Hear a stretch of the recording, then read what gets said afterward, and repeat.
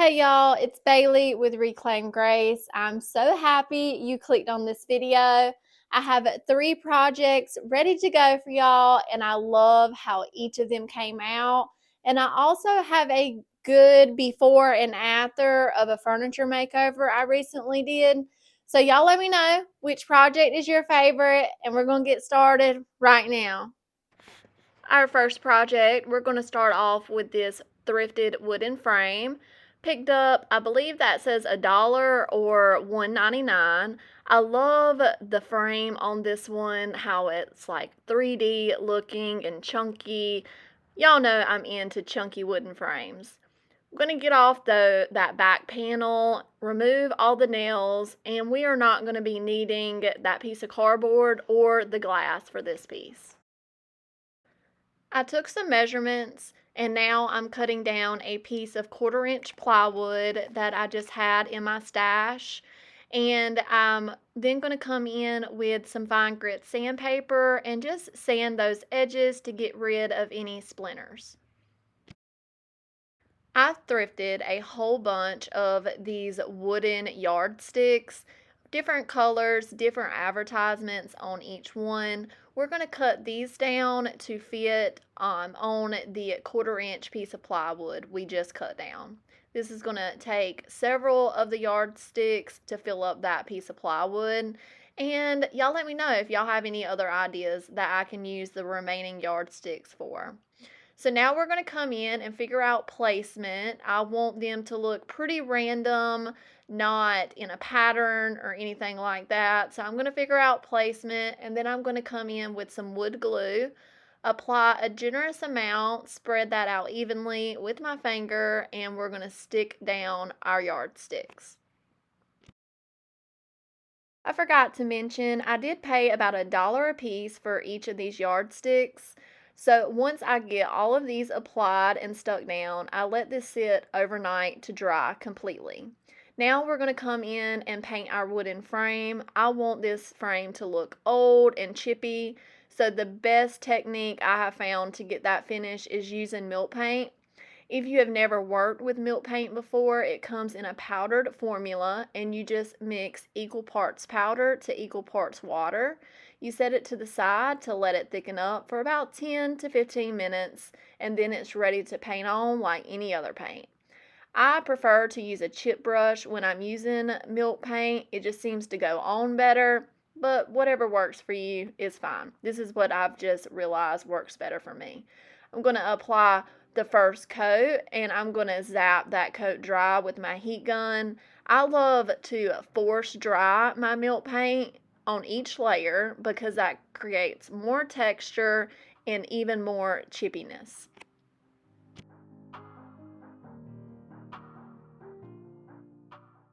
I got inspired to do or recreate this project from a post on Pinterest, and I have created a kind of spring mood board that I'm going to be slowly working my way through this spring season and recreating just some projects that I've always wanted to do. So I hope y'all enjoy these makeovers, these upcycles, because they are going to be a whole lot of fun. So after I did like 3 coats on our frame, and now I'm just going to take my hand and knock off any loose paint. I'm going to come in with a piece of fine grit sandpaper and just stress those edges, get rid of any sanding dust, and I'm going to be using the Sweet Pickins dark oil wax to seal over the milk paint. It's always recommended to seal your milk paint with an oil or a wax so it doesn't reactivate and chip all off. So I love using this dark oil wax. It deepens the color, ages it a little bit, and it rests in all the gorgeous crackle we created.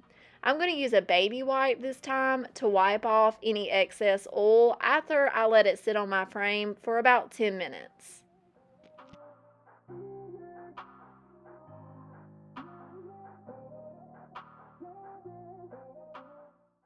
Now, since our frame is done, we are going to add our yardstick backing to the center of our frame. And since it sits flush with the outside back of the frame, I'm going to use my staple gun to attach it making sure I have one end of the staple in the frame and the other end into the plywood.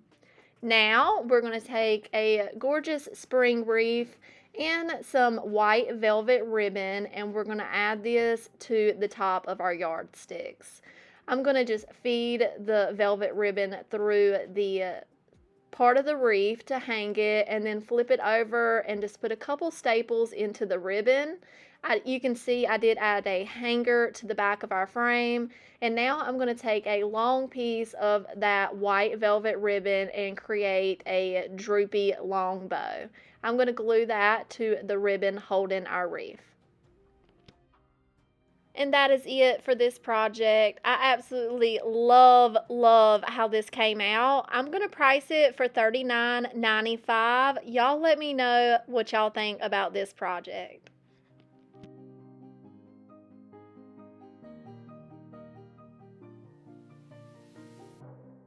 I also had a lot of questions about a few videos ago about the mirror you see in the background. So I'm going to take you over there so y'all can see the gaps in between the molds, so you can see how they're not obvious. And I just had a lot of questions of people wanting to see that and how it came out. So I hope this answers any of those questions for y'all.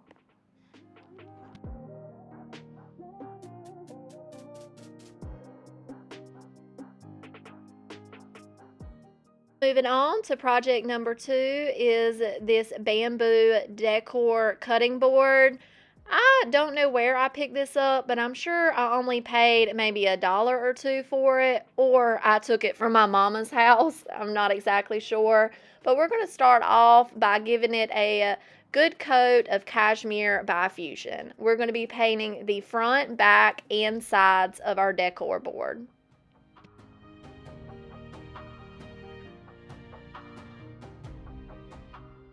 I'm going to let that first coat dry, and then I'm going to come in with the second coat, but I'm only going to focus my paint right here on this center area, because once this coat dries, I'm going to use some 120 grit sandpaper and distress the edges back to that bamboo color wood, rounding over the sharp edges to the cutting board itself and really heavily distressing the edges on both sides.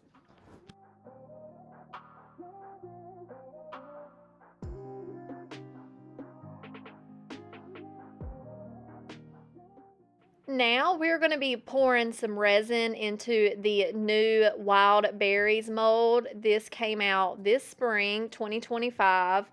I love the strawberries, and I seen Emily from J Bowen and Company use the strawberries on a basket recently, and I told her I wanted to put this on something because I adored the way she painted them. So that's what we're going to be trying to recreate. So I just poured my resin into the strawberry designs. Within 10 minutes, that resin is cured and you can pluck out your little castings. I did have a few breakage, but it wasn't a big deal. We can glue those back together. I'm going to start off with some English Ivy by Dixie Belle. This is a chalk paint, and I grabbed several artist brush from my, huge paintbrush collection, and we're going to start off by painting the leaves to our strawberry vine. I'm making sure I'm painting along the sides of the mold and just having fun with it, taking my time, cutting in around the strawberries and the flowers. And this was a pretty lengthy process when you're painting fine details like this. But I had my mama standing in front of me talking to me, so I just took my time and had fun with it, and eventually I got all the leaves painted. Now I'm going to come in with a darker green. This is Bayberry by Fusion, and I'm going to dry brush the edges of the leaves with a little bit of a darker green just to give them some dimension and a little bit more character. I'm also going to take that bayberry green and dry brush on the strawberry vine. Now, I don't paint many things red, so this is the only red paint I had. This is Crimson by Waverly. It was pretty thick, so I added some water to my lid and mixed some of that paint in just to thin that paint out. And now we're going to paint all the strawberries. I figured it was easier to do the green first and then come in with the red to, get rid of any green that's in the wrong place. So I just took my time here and carefully went around each strawberry, giving them about 1.5 coats of this watered down red paint. Now I'm jumping back over to the green just to fill in some areas that I missed the first time. Now we're going to paint our flowers. I'm going to use that same Fusion Cashmere color, just giving the flowers one good coat.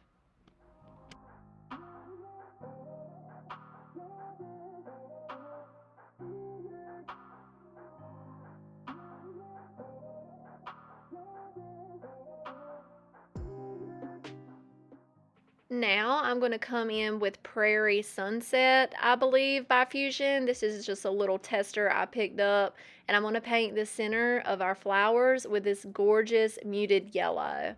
I also did a little bit of dry brushing on the flowers with the yellow too, and here is how we are looking. I love it. Now we're going to glue our castings down. I'm going to use some Titebond Quick and Thick, applying a good amount to the back side of our molds, but don't apply too much like I did. I'm going to spread that out evenly with my finger, making sure all areas of the casting have some glue on it. Then I'm going to flip it over, figure out placement, and then apply a good amount of pressure just to make sure every piece of the mold has contact with our board. So we're just going to continue on gluing all our smaller molds down to our board, and then I'm going to come in with a small paintbrush and a baby wipe to get rid of any excess glue squeeze out.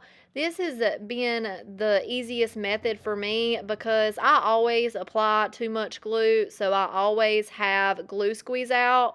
But this method really works well to get rid of the wet glue. But make sure you get the glue while it is still wet.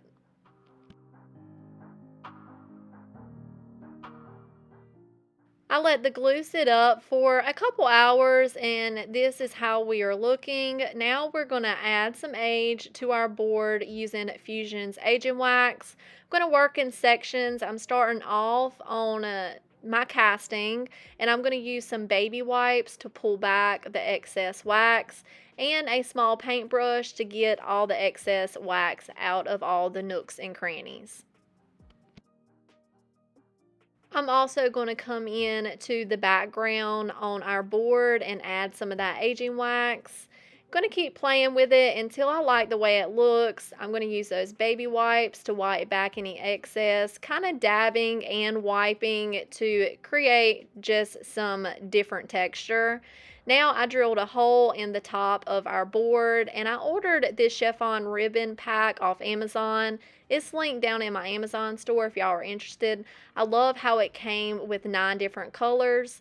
I'm going to cut a piece of this darker green ribbon, quite a long piece. I'm going to use a paint skewer, or it's not a paint skewer, a skewer stick to poke the ribbon through the hole, and then we're going to simply tie a knot, and this project is done. I priced this one for $21.95. Y'all let me know what y'all think about this project. I love how it came out.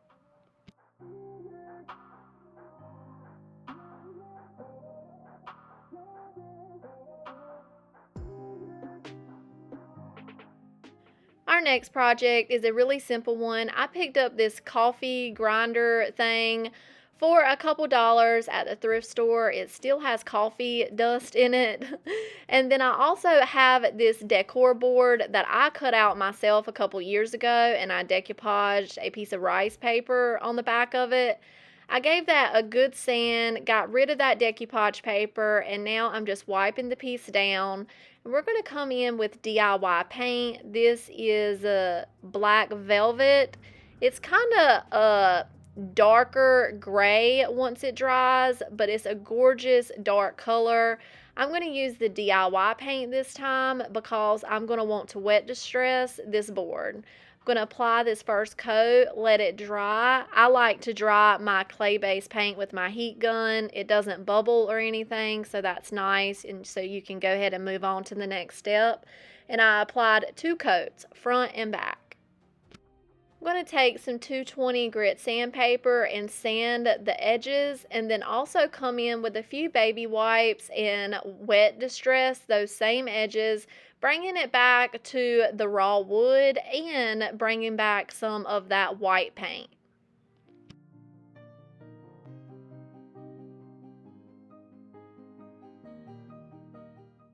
I let the piece fully dry from, wet distressing it, and let that set to the side. And now we're going to clean this coffee grinder, get rid of all the gunk that's on it, and just give it a good wipe down.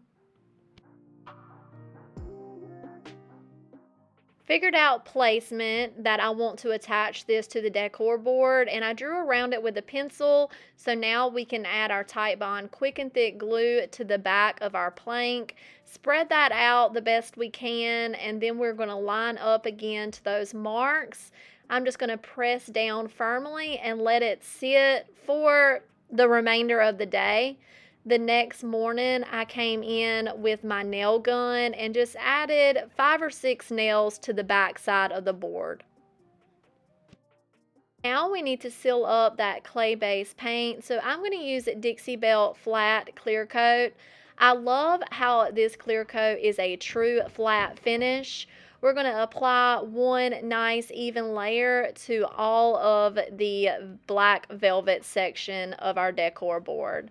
I let that dry fully, and now I want to add some age and just some more dimension. So we're going to come in with Fusion's, this ain't Fusion, this is DIY Dark Wax. It has a more darker tint to it than the Fusion Agent Wax. That's why I chose this wax instead. We're going to apply this to the entire surface, the decor board, and the coffee grinder plaque. I'm going to take a blue shop towel and kind of dab off the excess wax and let the texture from the rag show. I really like this technique, dabbing the wax off instead of wiping. And that is it for this simple project. I'm going to price it for $25.95. Y'all let me know what y'all think about this one.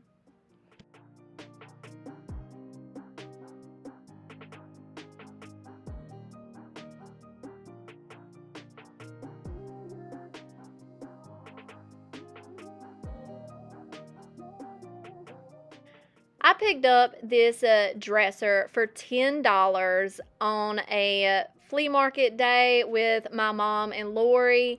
We put this thing in the truck so fast it made your head spin for $10. It does have a lot of damage to the finish only, really. Everything else was in really good shape. It had great bones, but this thing just needed a facelift.